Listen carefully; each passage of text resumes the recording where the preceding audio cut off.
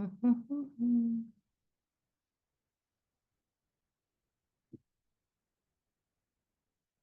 can't share anything.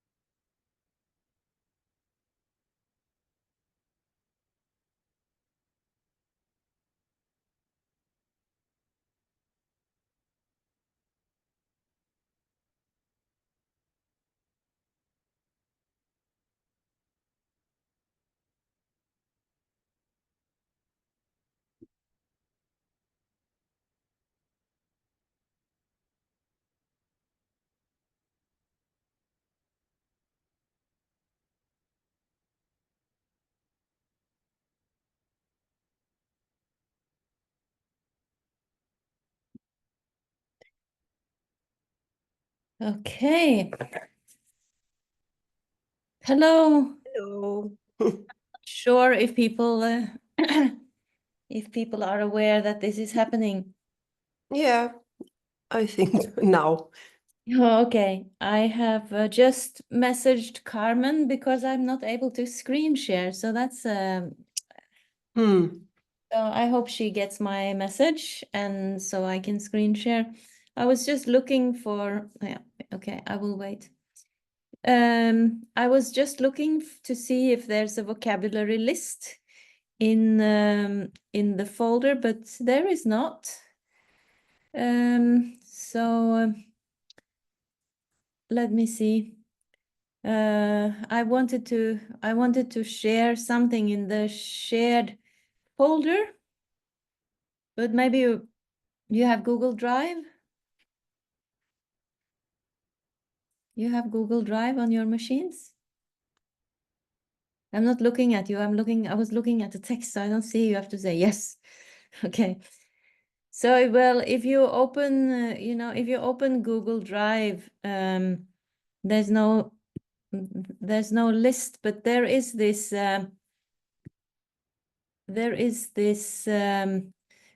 transcript. Let me see. No, this I looked at year 3, or you can go to actually group B shared. Let me see. Third year. Let's see what's there. Yeah. So that's fine. You can go to group B shared, and then you go to third years, and then you go to the script, LS Longchen Shedra script, chapter 4, PDF. There you find also the Bodhisattva vow if you like to see the vow, and then you have to go to page, I think I was at 56. Let me see. No, yeah, if you go to page 57, you can find the outline. So whoever did this, I think it's Arne, he did a good job here. I'm sorry, Ellen, I don't know how to, I don't have it on this laptop, the link. Yeah, and I cannot share, so that's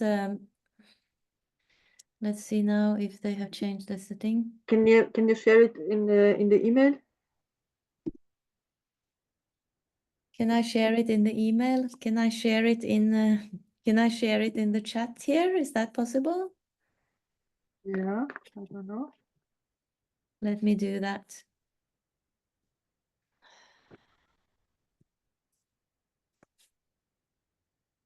So, Okay.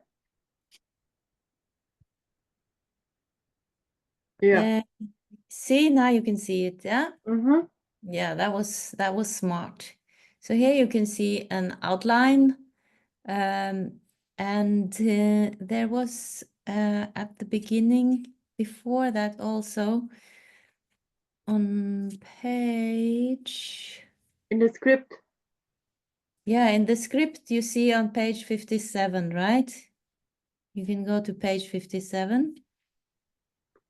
And then there was also another outline that Rinpoche asked us to, that was on page 149, right?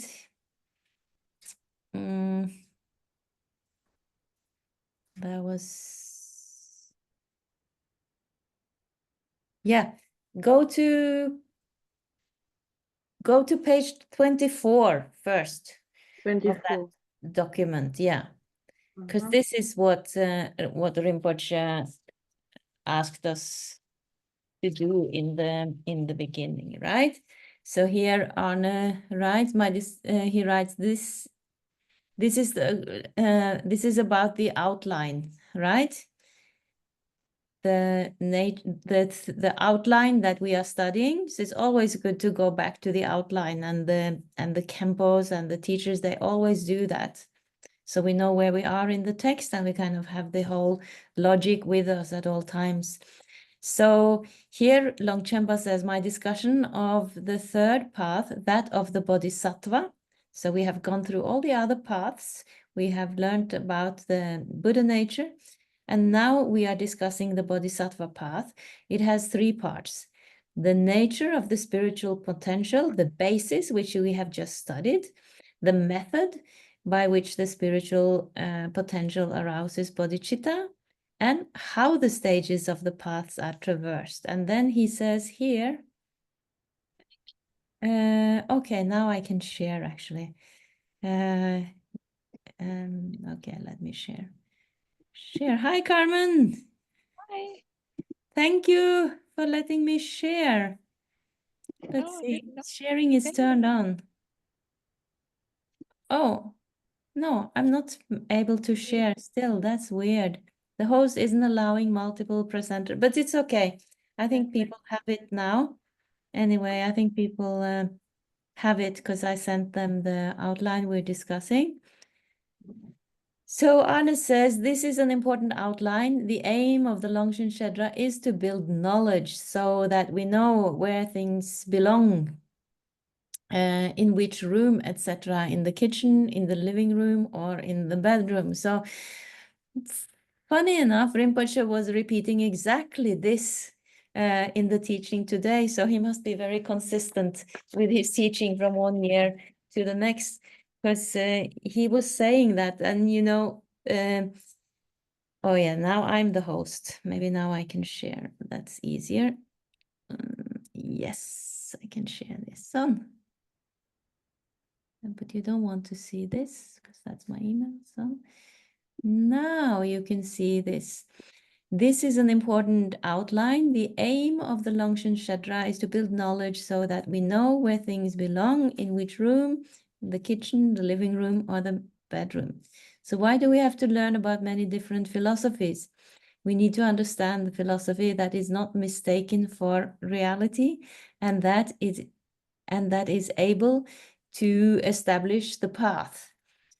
And that is able to fully discover reality. That's why we learn philosophy. So we need to study all the kind of views that we can let go of. It's an investigation of our own. Maybe we have some latent views, and maybe we hold on to something that we are not aware of. So when we are confronted with it directly in writing, we can let go of it. And it's often the case that I find when I read one philosophy, I think, oh, that's not bad. Yeah, that makes sense. And then you get to the next one and you, yeah, okay, this one is better. So we do this. And yeah, like Rinpoche emphasized, this is the very reason that he is choosing this text. It gives a very clear outline, and as he says, he kind of leans back. It's not that you have to investigate everything. You can rely on Longchenpa, knowing that he is this authority, that this is what he practiced, and that it's a reliable text. It cites it cites sources all the time. It's not something he came up with, but it's kind of a very good organization of the teachings of Buddhism.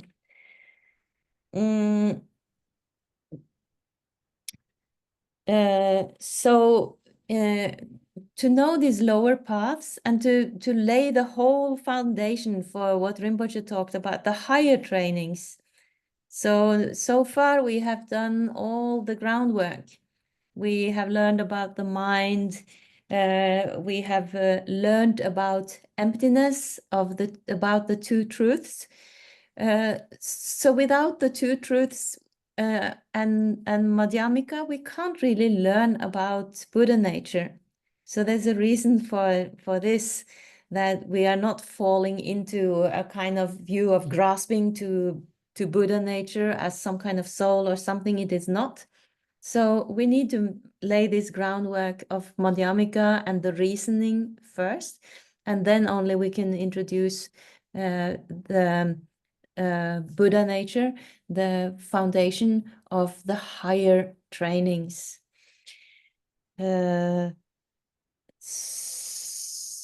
So then you can reach the higher stages. So Rinpoche emphasized that this structure is fundamental. You are learning the basis, you are learning the two truths, then you are learning Buddha nature. And then we can study how the paths are organized, and depending on bodhicitta. But bodhicitta again has to depend on the what we call the ground, which is Buddha nature. So it's good to go back to this and to study this outline. The nature of the spiritual potential, we have finished that, where we studied mostly from the Gyulama, the Uttara Tantra Shastra, that presents all these examples as arguments, or rather to raise the sense that we have this incredible potential. This is the ten is in Tibetan, the support. And here today we talked about, we have different kind of support. We have the Rik. We belong to the category that can attain enlightenment. We have Buddha nature. We're not a stone or a tree or something. We are a living being, sentient beings. So we have the potential within us. And then Rinpoche talked about, when you study, you may still have some confusion. And if you do the proper groundwork, if you do this step-by-step study, even if there are things that is not yet clear, they can be clarified as we go further. Whereas if we had just gone straight to study Buddha nature or straight to study Bodhisattva vow, it would seem impossible, wouldn't it?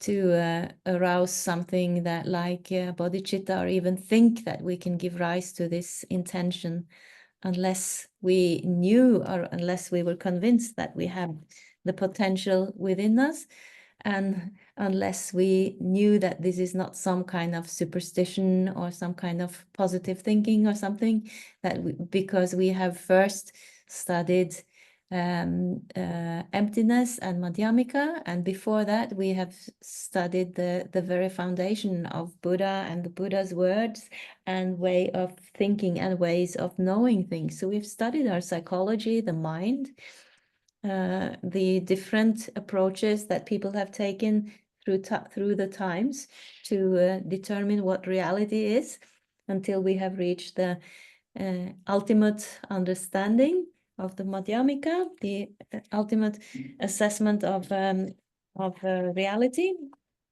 And then we can build on that, and we can be sure we don't have to fall back into some kind of doubt, because we have laid the foundation really step by step.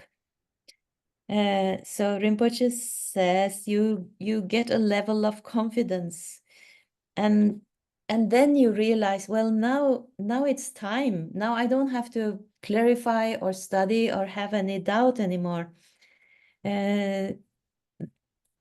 Now you can really meditate. Now you can really do the practice once you have that foundation. And you also have like Rinpoche said, a hat or a pair of glasses, that you have a basic understanding. So whatever you read or whatever teaching you go to in Buddhism, you can understand it through Longchenpa's glasses. So whatever you hear, you can, oh yeah, this belongs in this department. What is this Rinpoche is talking about now? Ah, he's talking about mind. Ah, he's talking about different kind of knowledge. Oh, he's talking about Buddha nature. He's talking about the different approaches. So it becomes very clear to you once you have this foundation. And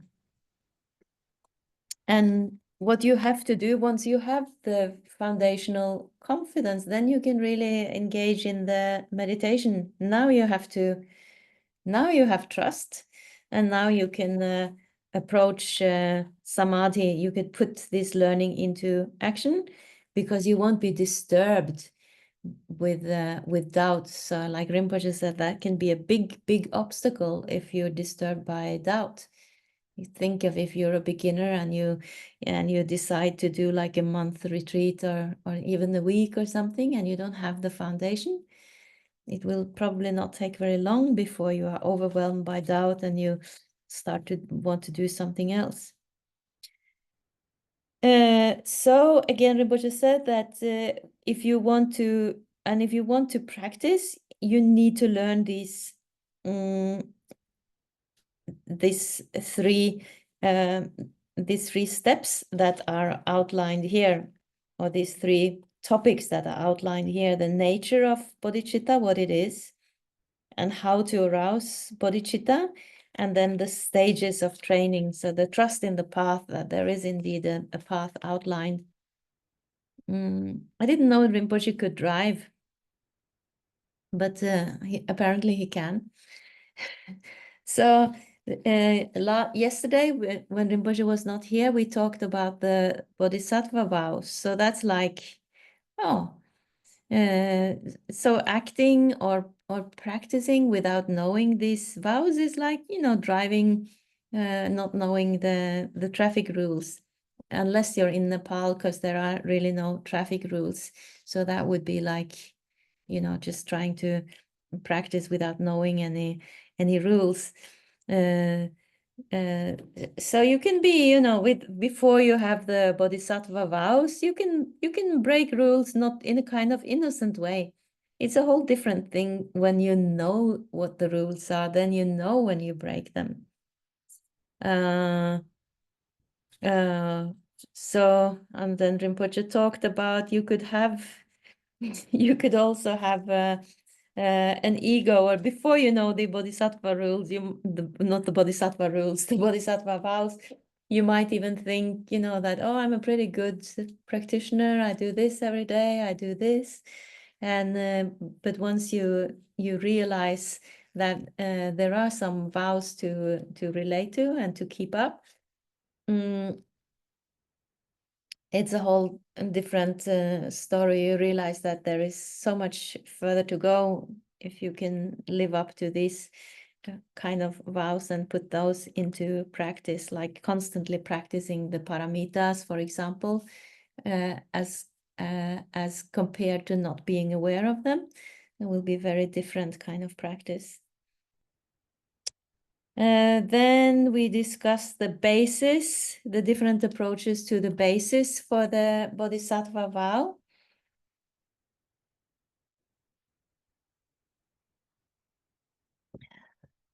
See.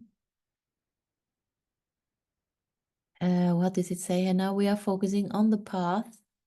We are learning about the ground Buddha nature, and we will also learn about bodhicitta. The basis of practice, what is it? In this context, we talk about Buddha nature, and we are asking, who has the potential, this Buddha nature? Without the potential to be a Buddha, all efforts would be in vain. For example, in Christianity or in Islam, naturally, there is no potential to be like a god. That's not the aim, right? You can go to heaven, but you cannot be equal to God. If you have this view, you do not even try to be a god. That is one view. Often we think, oh, I'm too old, I cannot learn English, Chinese, or any other language. Thinking like this will result in us not doing it because we don't see our potential. But once we see our potential, we jump there and use it. Maybe Rikchen could be better translated as the one who has the caste instead of someone with a spiritual potential. I don't know if I like caste, but I don't know. Still couldn't find the vocabulary list, so I have to pursue it. There's no vocabulary list in the Google Drive. So then there was a discussion who has the potential, and according to the Chitta Mantra, the mind only, it's only humans who has the potential, because only humans can take the Pratimoksha vows. You can't become a monk unless, or a nun, unless you are a human being. And then that's a different approach in the Madhyamika, that includes also other beings. They can also have the intent that raise the enlightened intent. So there were multiple examples on that. So you have, so when we discuss the basis, we discussed you have the physical basis. You're born as a human being. You have Buddha nature, which of course you could have even if you were not a human being. And you also have, then there's the mental potential. You have you also have, in addition to having Buddha nature, you also have, you can also develop faith, or a stronger faith. So the Buddha nature is kind of the latent potential. It's your physical basis, and then but you also have the mentality to develop this. You have all your senses, and you have faith, and these together can develop. I found there was a nice kind of where was it? No, it's not here. Okay. I saw this. Where was it? Let me see if I find it here. There was Anna had made an overview with some colors. No, it's not here. 27. Where did I find that? He had made an outline of. Anyway, I can't find it. It was something with nice colors, and I can't find it here. Maybe it was somewhere else. Never mind. It was just an overview of what are the latent potentials you have, and there are certain potentials you can develop. So this is a base. These together form the base.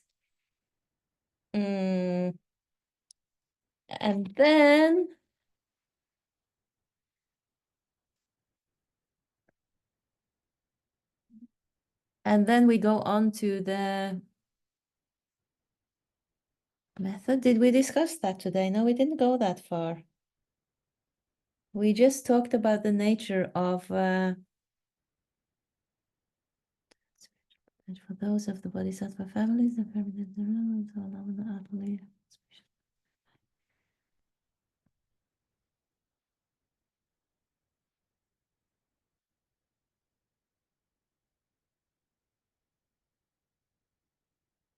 Oh yeah, okay. Now I have to go back to 56 or 57, a little bit further in the text. Now we are back here, arousing bodhicitta. So now we are at the beginning here. So coming to understanding of the nature of the attitude that is to be aroused. So here you see an overview of what was said. So you can keep this, you know, as your notes. The Madhyamika view is stating that the physical body of anyone, not only humans, but also gods, nagas, is eligible to be the foundation for bodhicitta, as long as one has interest. So these are the variables in Mahayana Dharma and aspires to bring all sentient beings to enlightenment.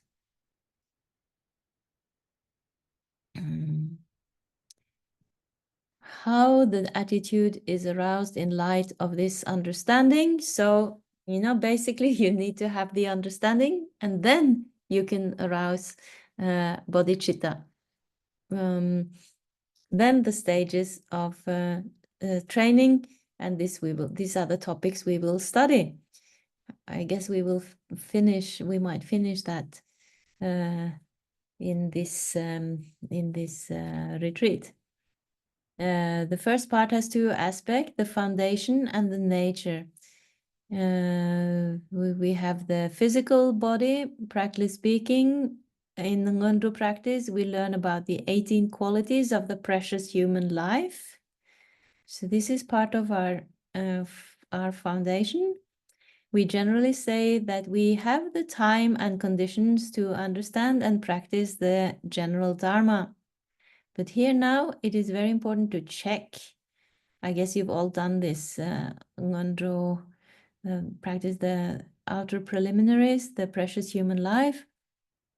Can your physical body be the foundation of bodhicitta? Firstly, yes, we do have this potential in our physical body. The physical body is very important. For example, within the 6 realms, where are we and what chances do we have? We can check and find out that indeed we have chances. From the Madhyamika point of view, we do have chances. Then the foundation of bodhicitta. So this is discussed. Here you see the vows. I don't think it's Ramanas. Rinpoche said some other word here. Full ordained male and female. And then these kind of novices when you're not yet a nun or a monk. And then it's the lay people's vows. And then is a special training for aspiring nuns.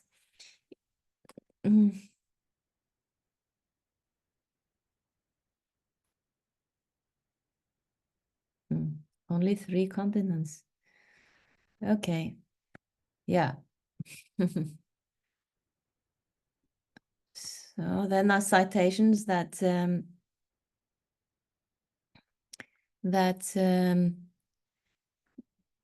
talk about this, how you have to have these vows, but then we see that there are other, like this Prajna Paramita, the immediate linked mother, that says on that occasion, countless gods, nagas, demigods, garudas, kinnaras.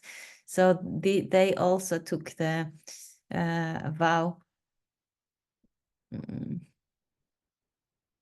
Yeah, so here is just a citation. Yeah, this is as far as we got. As to the mental foundation, it entails specific meritorious attitudes such as faith. So yeah, faith is also one of the mind states when we studied mind and the 51 mind states, mind and mind states. I think it's 51 of them. So one of the positive ones is faith. Oh, sorry, did we do these classifications? No, we didn't do that. Wait, let me just check again. Yes, Ellen, we Oh can. yeah, we did. Yeah, we did this. We did bodhicitta, the essence, its courses, and the result. We did a little bit further here. Actually, that is where I have some problems with this sevenfold classification, because I can't get it really clear out of the text.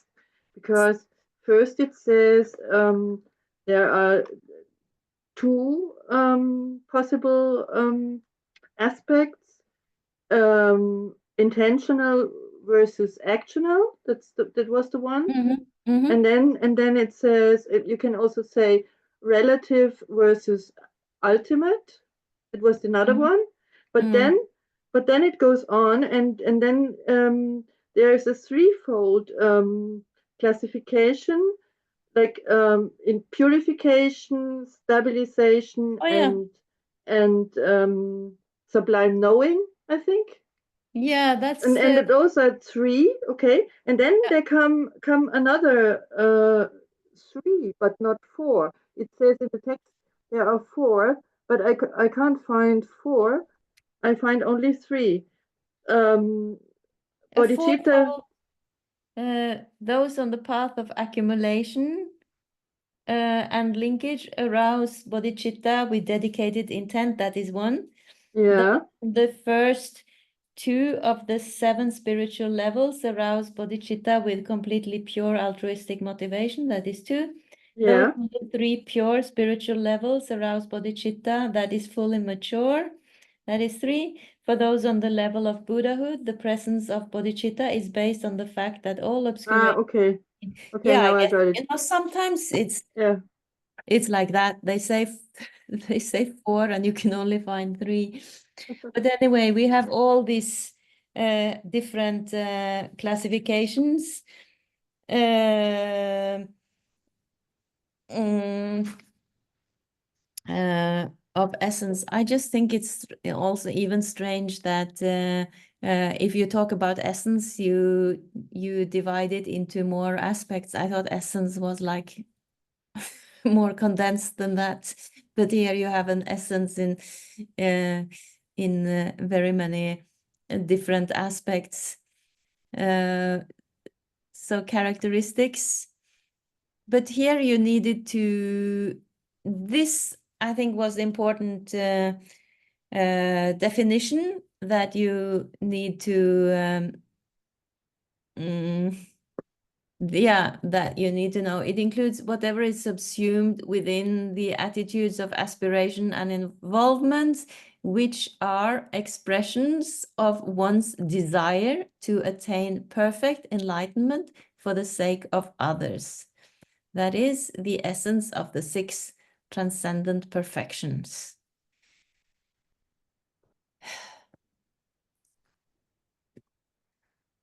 So this first we have to know this this essence, what it is. So the key word here is the desire to attain perfect enlightenment for the sake of others, and then you get all these other subdivisions of it into 3, 4, 5, 7. So 3 according to how you train, and then Rinpoche said that this corresponds to the Vinaya, the Abhidharma, and the Sutra teachings, and that Vinaya is mostly about conduct, and Sutra is mostly about meditation, and Abhidharma is about sublime learning. So training in all this with the with the intent of liberating, attaining Buddhahood for the sake of all sentient beings. I guess that is how it is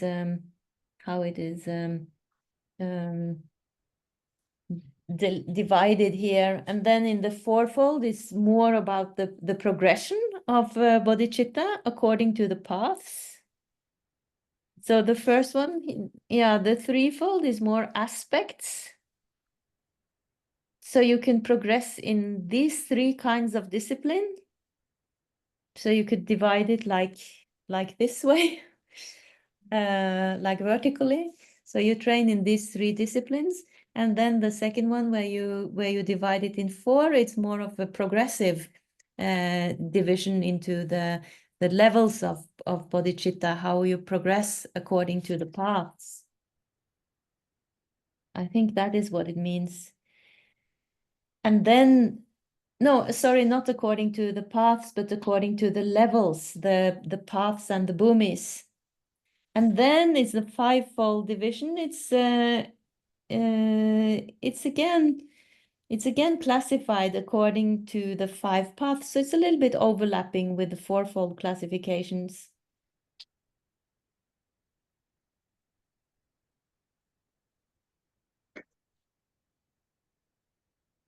So I guess this could be a exam questions to tell what is the twofold, what is the threefold, fourfold, and fivefold Yeah. classification of arousing bodhicitta. Could be. You can, anyway, you can read them here.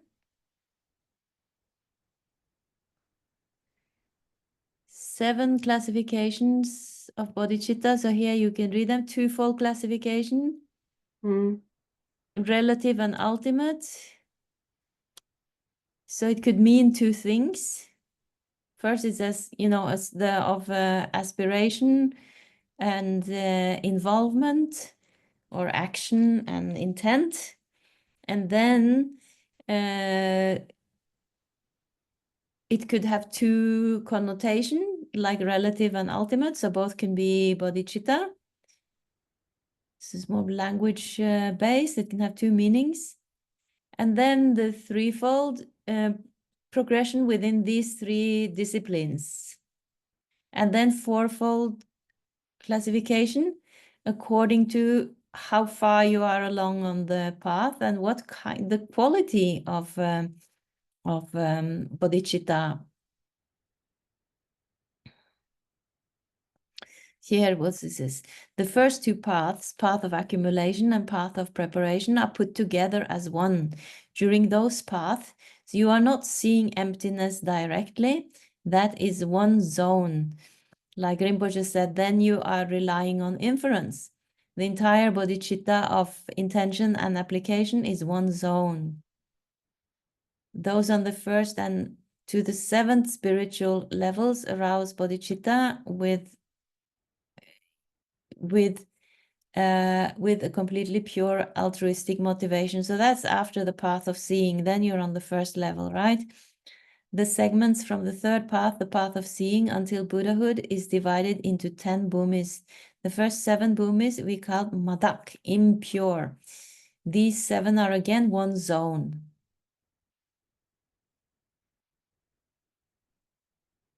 And then the 3 pure spiritual levels up until Buddhahood.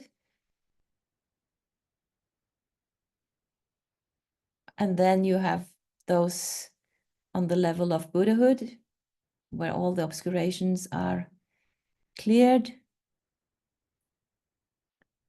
And then they are delineated according to the 5 paths. This is must be a little bit overlapping with the 4th, as I said. But you can, yeah, you can, maybe you will be asked about this. But here you have it at least here is very clearly laid out in this summary that Arne has made. Then classifications into 6 according to the 6 paramitas or perfections, because that's really the work of the bodhisattva, isn't it? To accomplish the 6 perfections.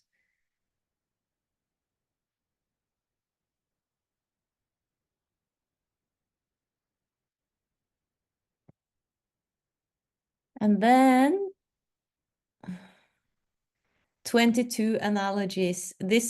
I think this is not so important because Rinpoche read through it really fast. So I don't think you need to know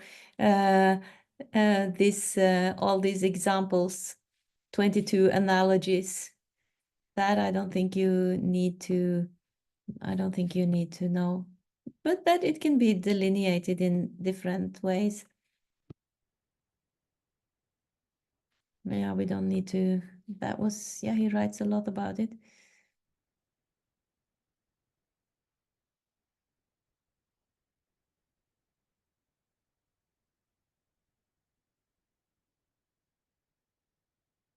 Okay.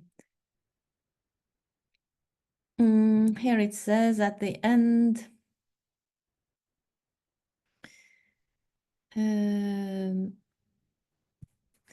As for the significance of the levels delineated by the above mentioned, Longchenpa analogies the master Dharma Trasena and others maintain that while one is still of this world, the entire spiritual path consists of the arousal of bodhicitta as aspiration. Whereas once one has perceived what is true, it consists of the arousal of bodhicitta of involvement, which means after the path of seeing only, you have bodhicitta of action or of involvement. Abhyakara and several other commentators hold that the three phases, initial, intermediate, and final, of the arousal of bodhicitta on the path of accumulation constitute bodhicitta of aspiration. So on these paths, on the first two paths, there are three divisions on each path. So they say that the initial, intermediate, and final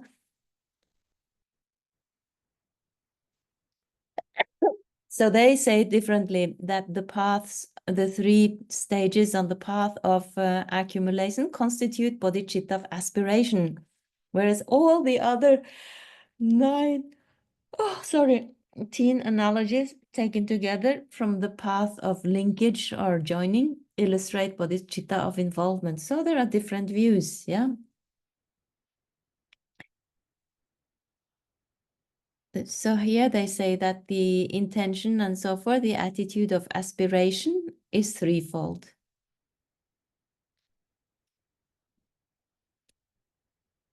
And the other one has 19 aspects. Sagara Mega and others contend that bodhicitta is aspiration when it is not aroused with intention to attain enlightenment, and that it is involvement when it is so aroused. So again, a different view. There are many other interpretations, but mine is that bodhicitta is aspiration when one wishes to attain enlightenment for the sake of others, and involvement when one maintains that aspiration through application. I hold these two to be distinct facets of one and the same thing. So I guess this was Longchenpa's view. Okay. So does Longchenpa state with this last sentence that it is not only after the path of seeing that you have the bodhicitta Yeah, of no, involvement? it seems like it, that he kind of cuts through and says that once when you really put this into action, then it's the bodhicitta of application. That's how I understand this. We can ask Rinpoche about this. Yeah. And he also says, I hold these two to be distinct facets of one and the same thing, which is also interesting to say. Let's see. No, results, nature of bodhicitta, essence, with essence, with essence. Essence. I can't find it in the Tibetan.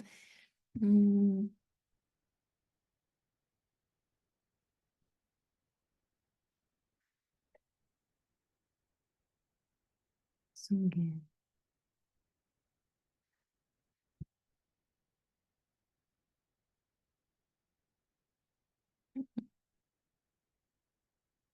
Oh, maybe here.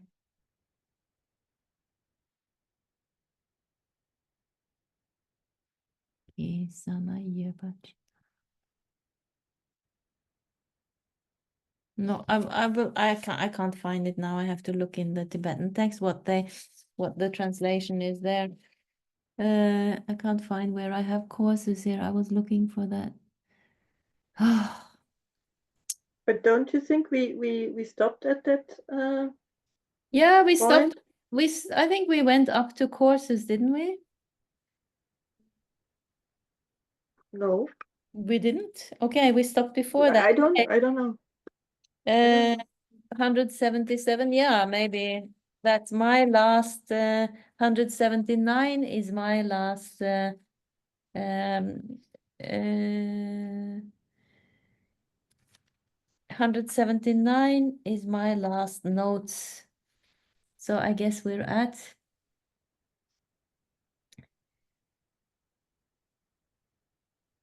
I guess we are there. I guess we stopped after the. Yes, I guess we stopped on the top of 179 with the citation from entering the Bodhisattva's way of life. Just as one knows the difference between wanting to go and going, so the wise should know the difference between these two and their proper order.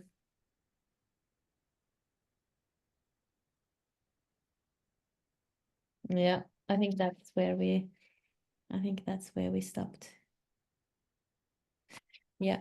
We'll check in the Tibetan text. Yeah, so I guess that's it. But are you already worrying about the exam? Yes, because I hope that this time it won't be so scheduled so late, so that we have a little more time to prepare, when that we know a little earlier in beforehand, because it's difficult to combine all this working and yeah. Yeah, I know. And also we'll have to organize study groups again, and But will we have exam now? That's not until the summer, isn't it? We'll have exam after the summer, no? I don't know. I just ask you. I don't But I know. thought you just did have an exam. You had an exam this summer. Yes, but it was about 2 years, and I don't want to have another about 2 years. No. 1 year is enough.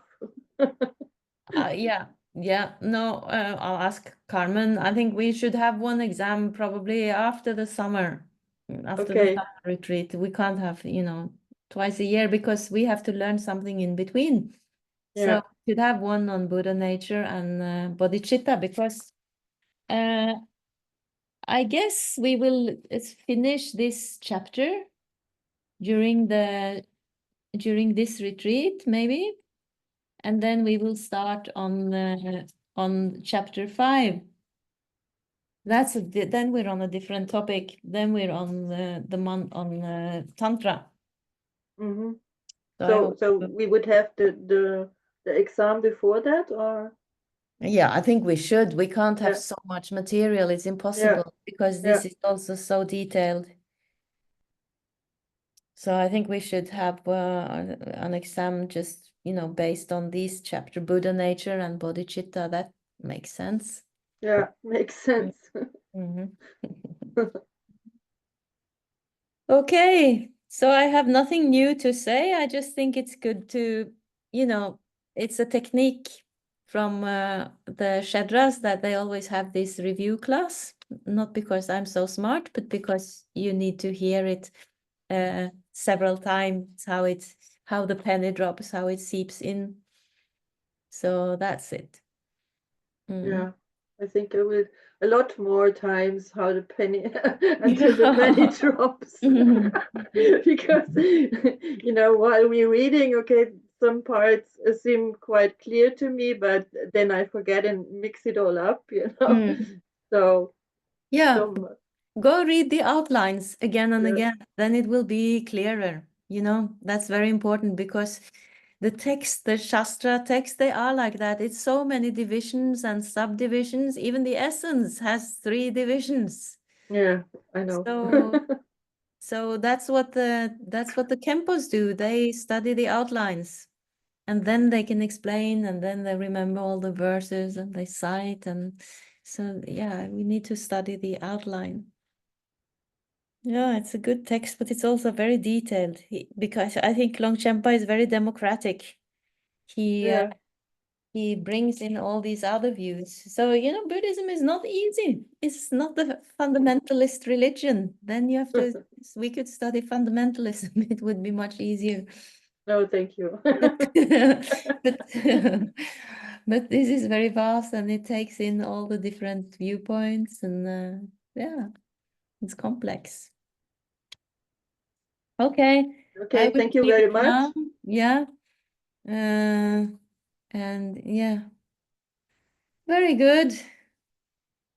Thank you so much, Ellen. Yeah, have a good night.